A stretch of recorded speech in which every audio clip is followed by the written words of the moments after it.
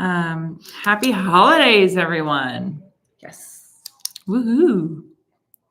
It is not beginning to look like Christmas. No, it's not. We have no snow. For those of you who don't know, we're based in South Lake Tahoe. And so it's not that we usually get snow at this point. But snow is a good thing up here. So we love the snow, want the snow, need the snow, have no snow. Have no snow. I do still have ice in my backyard. Yeah. So no snow. All right, we got 1 more minute and then we're going to get started. Let people join. Say hi. That'd be great. Oh, yeah. I just feel like it's early, but the East Coast is like having lunch. Jeez. You set me off on a yawn. Sorry, everyone. I like tired. I'm blaming Sarah for my yawns. Yeah. It's one of those days. I've already dropped a notebook all over the hallway and it just exploded. It's just, yeah, it's just one of those days. One of those Perfect. days. Oh, sorry. I have to make sure everyone can see our glove stack in the back. And it's our decor. Yep. All right. I think we're at time. So hello, everyone. And thank you for joining the Glove Lab. If you have been here before, woo, Graphics. Yep. High budget. If you've been here before, you know that we do this every month. And this month, we're going to talk about our PPE program being ready for the new year, essentially what you can do to review your PPE to get yourself ready for 2026, which is crazy to say out loud. I can't believe. Because it's already almost 2026. It's like, geez. Yeah. I feel like it's like May. No, I know. It doesn't feel like, yeah. Well, I feel like we were talking about how excited we were for the holidays. And we were like, oh, it's not close, but we're so excited. Yes. Just yesterday. So anyway, it's one of those, we know it's sneaking up on everybody. So this is kind of a quick reminder, things you might want to do. Make sure you're prepared. Yeah. To rock and roll in the new year. And again, this is a casual chat. So drop your questions and, just let us know if you have any questions throughout this live and we'll answer them. Stay subscribed as well if you are subscribed. If you aren't, please subscribe because we will have another. We like friends. We do. We love friends. You can get our updates. You can get our little fun videos. It's great. Okay. All right. So starting out who we are. This is Ashley and I'm Sarah. We work for Eagle Protect. We are located in South Lake Tahoe. We have an office in New Zealand as well. What makes us a little bit different, we are a disposable gloves and clothing supplier. We are the first B Corp in that category, which we are very proud of. And what makes us a little different is we have developed a third-party independent testing. So when a range of our gloves come over, the 2.6 to the 5, when they come over, every container, we take a scientific sample, send them to labs who can do the testing smarter than third parties than these two. Yep. And then they test the gloves and we make sure that they're the highest levels of safety and performance. We test them to make sure that there's no toxic ingredients that are going to be getting into your hands or into the products you're testing. Yep. We test for strength. We test for holes. We make sure that the ingredients haven't changed, all that good stuff. So when you buy our gloves, it's the same glove every single time. And we scientifically know that. Yes. I think that's very important. All right. Well, to kick things off, so we always ask a fun question. Hi, Kimberly. Hi, Kimberly. Thank you for the support. We like to start by asking a fun question, and because it is the holidays and they're coming up, what is your favorite holiday tradition? It's kind of is a tradition just like a one thing? No, you can be you can interpret it however. Getting the Christmas tree. There's just no hands down going to get the Christmas tree because that's like the kickoff. I mean, that's like boom, get the lights out, cutting it down. The husband's got to get the bins out of the garage and just, that day. I love that day. I do love that day. Yeah. It's like the Super Bowl of holidays. And I think it's so fun being up here too. So we can get Christmas tree permits, and I'm sure a lot of people can do this. But I used to live in the city, so I never did it growing up either. Yeah, so we can go out into the forest, get a permit, chop down our tree. It's $10. Like on the postcards, you put it on your truck. It's amazing. You can get all the little things to make garlands. Like it's great. Yeah, I love it. That I agree though. That would be my favorite. I love doing that. So yes. Yeah. So let us know in the chat what your favorite holiday traditions are. We love to hear it. It's always fun. Super important stuff. Yes. So, like I said, today's topic is a year-end PPE review checklist. So, this is an important practice to ensure that your facility is ready for seasonal production, which is, I'm sure, in full swing already. So, avoids contamination risks and sets your team up for a compliant 2026. So, we also have this online. This is actually a blog resource of ours. So, I'm going to put that in the chat for you all because it has essentially what we're going to be going over today. So, you can keep it in your back pocket for later. Nice. Okay, so we've kind of broken down the checklist into 4 different topics. So there's 4 key areas. Make sure I'm in the middle of the screen here. First, we have reviewing glove spec sheets for current verification and the testing data. Number 2, we'll be checking for tearing or early failure rates in daily use. Yep. Look at that, scrolling. 3, we have evaluating stock levels for year-end shutdowns or seasonal production. And lastly, we'll talk about replacing low-quality gloves that compromise consistency or safety. Yep. All right. Well, I need to give our graphics department a raise. I know. Steve. Sarah. She works hard. Okay, so this is I just put the blog in the chat.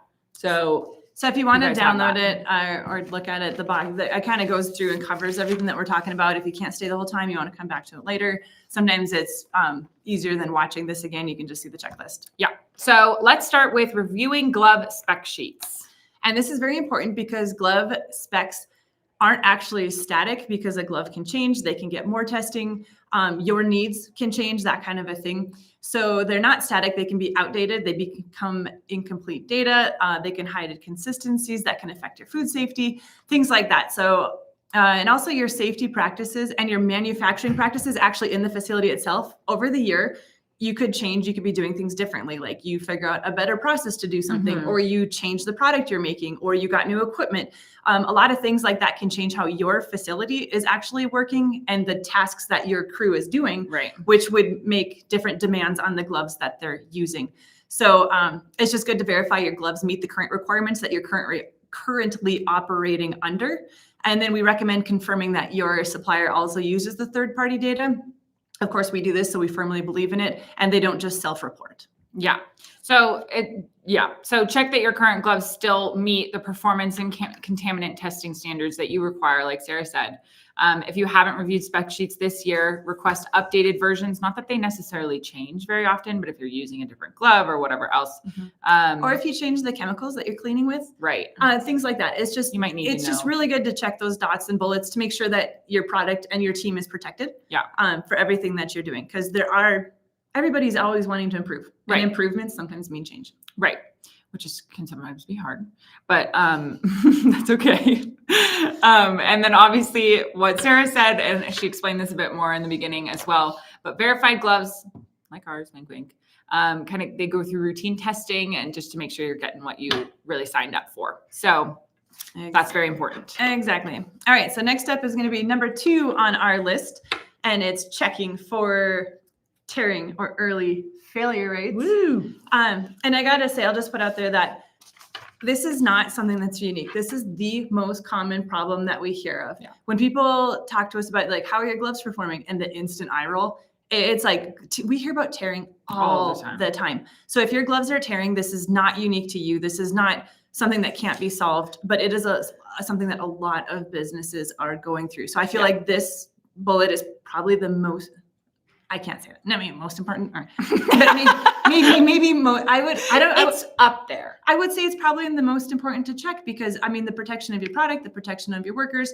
and also the foreign material contamination risk for your product. It's very, very important. Right. And it's also not something that we can tell you. So it's like if you're using like the wrong glove and it's ripping and tearing, like that's something that's a subjective thing that you will have to, talk to your glove supplier about. That's my mini spiel. I feel like this one is very, very important, although it seems very basic and common. Yes. Yeah. So, but glove tearing can slow down production and increase contamination risk. So that's foreign material contamination risk, and gather feedback from your line workers or your quality assurance teams. And that, we found to be a really good way. If you're not specifically using the glove, you've got to talk to your people who are, because they'll have as much information about it.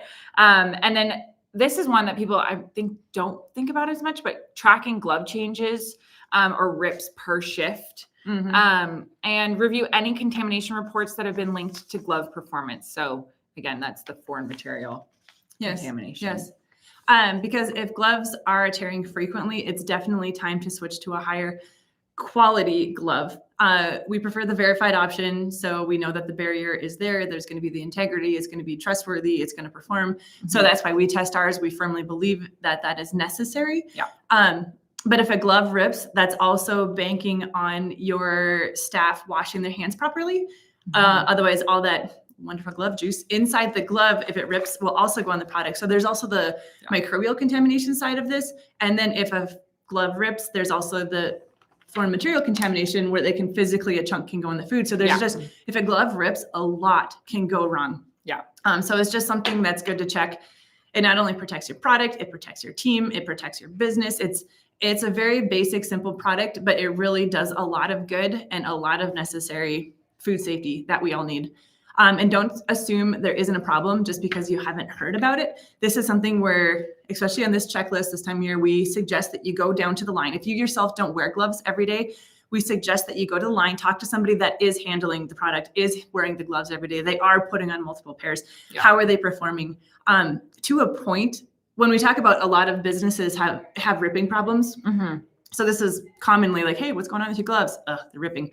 A lot of times they know that, or somebody's like, oh, I haven't heard about it. And then when they do ask the people using the gloves, then it's like, you know what, we are having ripping problems. Yeah, like we're going through 3 before we get one that works. I'd say to a point, and this is maybe bad, but to a point, ripping gloves have been normalized a little bit, and we've accepted it, where gloves rip because it's a glove, it's going to rip. Right. If the right high quality glove is used in the right area, it's not indestructible. It's not going to last forever, but it should not frequently rip. This should not be a repetitive process that is affecting your efficiencies, that's affecting your bottom line, everything. Yeah. And then also the risk of the contamination. That's just, it shouldn't be happening. It's heartbreaking. The companies we talk to that want to try gloves because they're looking for something different, and just the horror stories of the product they had to throw away because there was glove chunks in there. And that's just something that we really want to help businesses fix. And it is a simple solution. We have a many resources talking about why gloves rip and how you can keep them from ripping. And it really comes down to what the glove is made out of, how it's made, and the materials. It's not necessarily the thickness. And the horrible part, sorry, I was going to swear. The horrible part is that you can't look at a glove and know what it is. You don't know how it's made. You just have to trust it. So you can either get, like our gloves, shameless plug, that they're third-party tested. Otherwise, you have to find a glove and you have to try them. And that's the only way to know. There's no ingredient label. There's no, better business reviews. Yeah. Like if I'm going to buy something for my house, I can go to a website and they give me the top 5 of everything, and everybody reviews everything except gloves. And it's one of those where even if you find a glove that works, if it's not consistent from box to box, it's so freaking frustrating, but it doesn't have to be. And we can help. Yes. Sorry, I brought my soapbox today. No, I think it's great. I think it's good to have people understand that it can be so frustrating, and you are not alone, and we can help, and other glove suppliers should help as well. So yes, even if you don't go with us. All right, but the next one is pretty straightforward. Evaluating stock levels. Good old So specifically for year end or seasonal production, just because that's ramped up, so you might not know what you need in the new year. And then with the holidays ahead, it's really easy to overlook the PPE just because it is something that's always there. A lot of departments are on this, but we just wanted to put it on our list because it is a big deal if you run out. So understocking leads to your last minute purchases, which can up the price, which is on the budget when we're all trying to squeak in here at the end of the year. So you don't want any unexpected expenses right now. And that could just lead to higher costs.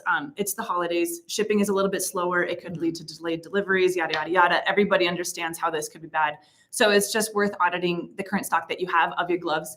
And don't forget your disposable clothing either. So if you use smocks, hairnets, aprons, all that kind of stuff, just take a quick count and make sure that you're ready for the holiday season, because there are some weird hours and slow shipping. And so, essentially what Sarah said, just considering seasonal production increases or temporary workforce increases and stuff like that. That's true. You could have a bigger crew than usual too. Yeah. So you're just going through a little bit more. But if you also, this is another thing to know, if you have a color coding program, I'm not sure if, especially if you've implemented it in the past year, you might run out of one color. You might run out of one size of one color, and then they can't use a different glove because they have to use a specific color for their department to help with, cross-contamination risk and, identification and stuff like that. So if that's something that you do as well, that paying extra special attention to the colors and the sizes that you need for the new year is very important. That's true. Not just counting the glove cases, but making sure the sizes are right too, because I'm not going to lie, they all look the same. They do. We have a lot in our office and they all look the same. Oh, all right. Yep. Okay. So, all right. And we got our last one here. Dun, dun, dun.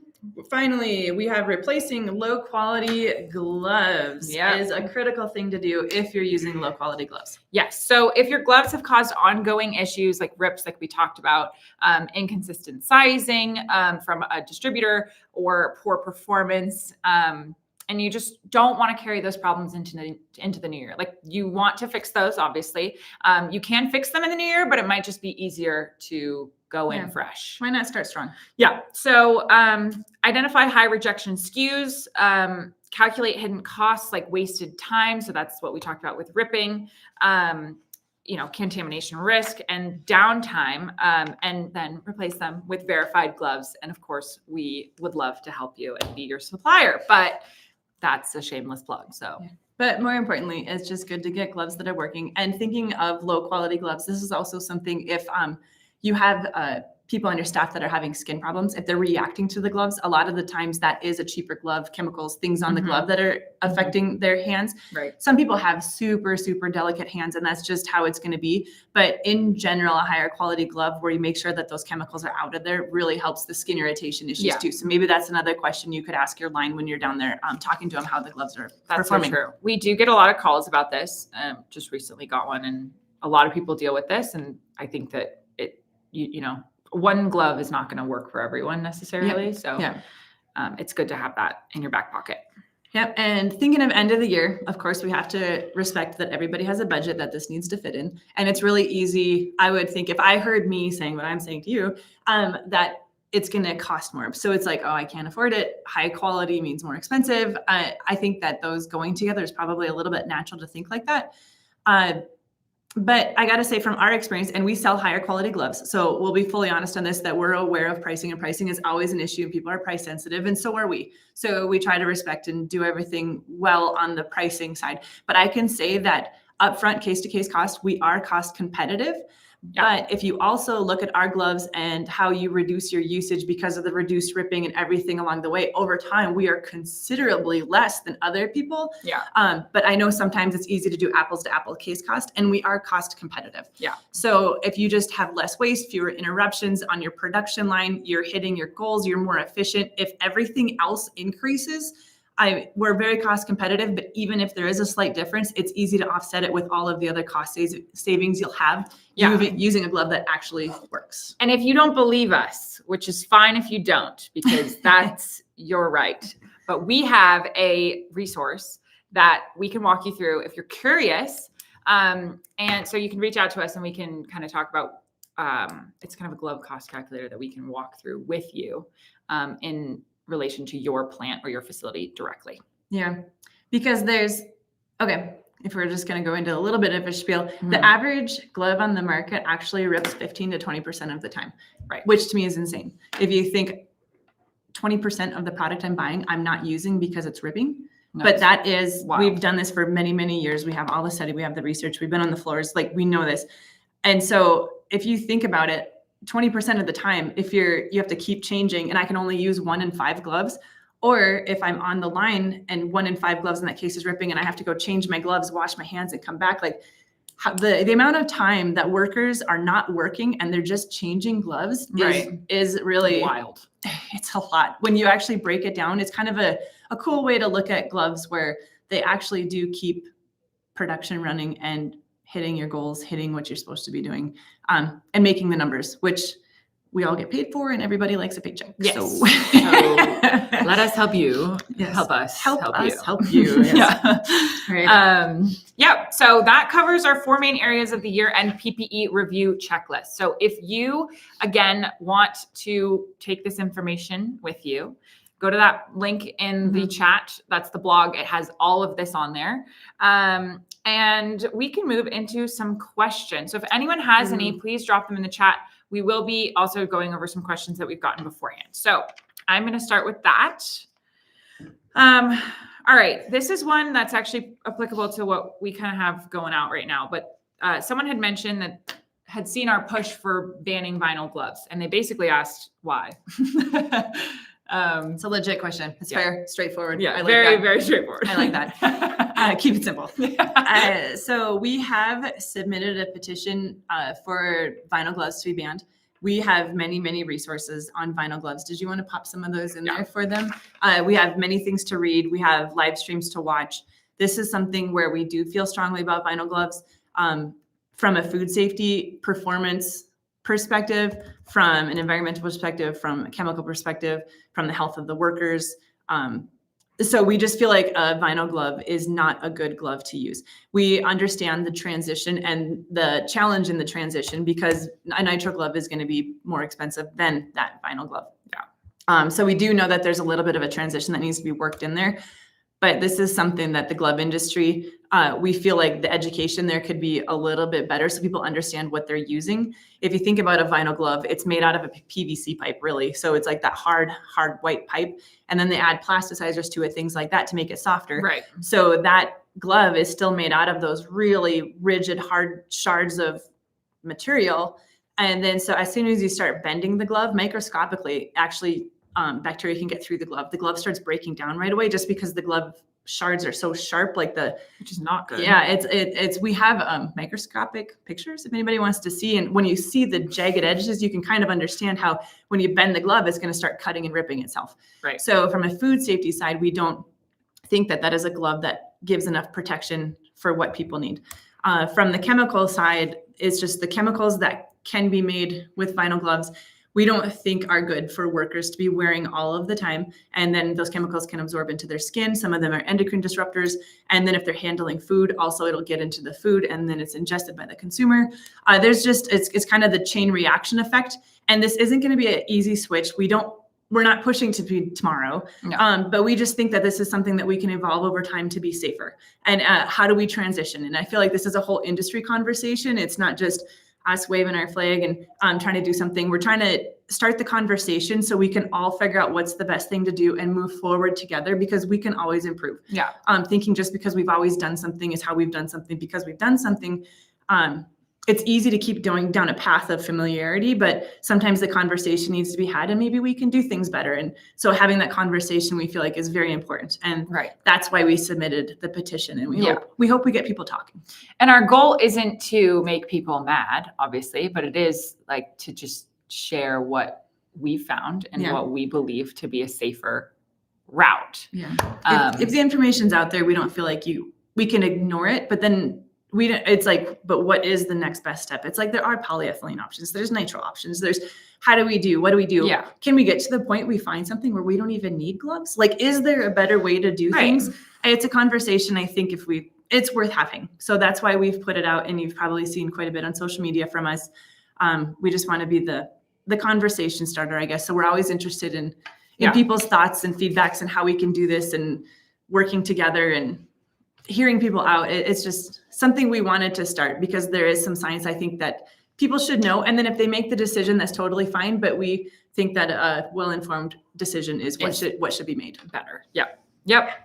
Yeah. So if you see that on our socials and you want to learn more, we have a lot of resources. I did put in the chat our webpage that we have about our petition and also our YouTube that we've done our live stream on vinyl gloves and kind of the risks associated there. So we just want people to be fully informed and then they can make a good decision for themselves. Yeah. Yep. Okay. So we had another question. Give me another one. Yep. So this is one actually we get quite often, but it was an individual saying, I'm looking for gloves, but don't know where to start and don't personally use them in my facility. So how do I know what I'm looking for? That's like, honestly, good on you for admitting you don't know That what is you're like the looking best for. question. Like, I need gloves and like, what, right? Like, Right. okay. All right. So even if you go to our website, we have a smaller line of gloves. But still you're looking at like 15 different gloves. I mean, it's like, what am I doing? What do I need? What do I do? What's the color? What's this texture? What's thickness? There's a lot of things. What And if is you're not thickness? familiar with some of the stuff, like if you talk to us, we're going to be like, oh, it's a 4 mil. And it's like, what does that mean? So I think the best thing to do, honestly, is just reach out to the supplier.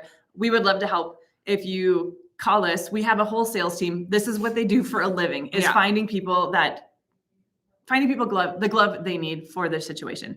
And it's not the same for everybody. Let's say you're handling, let's just say meat, you're handling meat. But if you have ground hamburger, that's a way different glove than if you're working with like a frozen chunk of meat, which it can actually be quite sharp. So even if you say like, oh, this is my industry, sometimes it's a little bit hard to tell.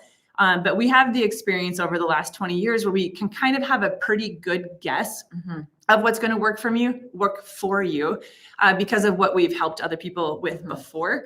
And then it would be a good starting point. And then usually what we do is for businesses, we'll send products so they can do like a commercial trial and try out the gloves themselves to see if they're working, because that's the most important. And then if there is some ripping and some issues and it's like, hey, let's go 1 mil thicker and try them out and see what happens. And we'll help you find a glove that works. And we have a team that's pretty good at guessing that starting point. I thought you were about to just end it. We have a pretty good team. Yeah, we have a pretty good team. Yeah. All right. Yeah.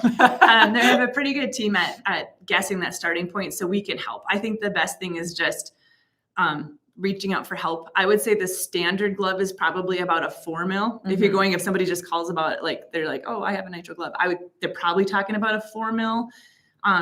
But then we have down to a 2.6. So you also don't want to buy more glove than you need. If you can go with a thinner glove, don't waste your money. And we often trial at a thinner level too, because of the quality. So yeah, well, that's true. I mean, company to company, it also changes a little bit, which makes it hard. It's not like a shoe where I go around and I just look for my size 10 or something like that. With a glove, the company, the quality, how they make it, there's a lot of things that change. So it's not across the board where you can just it's not apples to apples where you just buy a different box of apples. You really should try the gloves. Yeah, definitely. So those were our questions that we got beforehand. If anyone has any, drop them in the chat. If you want to ask them on social media, email us, call us, just let us know. We're always here to help. So this is also a good note just to mention. So everyone takes time off during the holidays, as we know, and this is important for our PPE review checklist. So if you're, I'll get it, December 23rd, maybe don't, maybe order now, or if you feel like you can, wait it out until the new year, great, but it's just part of that. Yeah. It's worth asking your supplier when they're closed, so they're not going to be processing orders. If their warehouse has closure dates where they can't be shipping things, so you're aware of the schedules, because if you do, your schedule, but make sure that they're in the office working, so then their schedule works with yours. Yeah. And you get those gloves when you need them. And speaking of, we will be closed on the 24th and 25th. Yep, 24, 25 we're closed. And then also on New Year's Day on the 1st. Our office is closed, so we're not processing orders. So that would be something similar where it's worth checking with your supplier. Yeah, nothing crazy, but just worth checking. Yeah. So thank you everyone for joining the Glove Lab. We really appreciate it. We have fun doing this, so we hope you enjoy watching. And we do these streams once a month, and our next one will be in the new year. So keep an eye out for that. And if you have anything you want us to go over in the new year at any time, we're happy to take suggestions. So make sure to subscribe, and you'll get some notifications about our next upcoming live. Yeah, it should be early January. Oof. Yes, and have a safe, terrifying, but have a safe and compliant new year, please. Yes. We hope all the best. And happy holidays, everybody. Yes. Bye.